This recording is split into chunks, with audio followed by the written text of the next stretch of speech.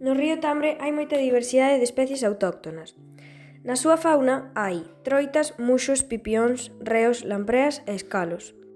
E na súa flora están os plántagos, os fieitos, os avellanos, os pinos, os acebos, os alixos, os salgueiros, os freixos, os teixos e as palmeiras. Algúns destes teñen froito como o pino e outros non, como os fieitos. As especies destacadas son todas autóctonas deste río. Este río ten tanto especies autóctonas como invasoras, como por exemplo o fenodemarismo, a acancia, a tradescantia, a herba tintureira e a máis maioritaria, as canetas. Todas estas veñen de fora e invaden o noso río.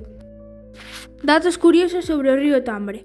O río Tambre ten un embalse dende 1932, no que tamén hai unha ponte colgante e un centro interpretativo para a pesca de lampreas e salmóns. Este nace en Sobrado dos Monxes e desemboca na ría de Muros e Noia. O seu orixe etimolóxico vén da raíce indoeuropea tam, que significa fluir ou esvarar. Neste fanse diferentes actividades, como o piragüismo. Por este río pasa o Camiño de Santiago, por eso está Cuncho.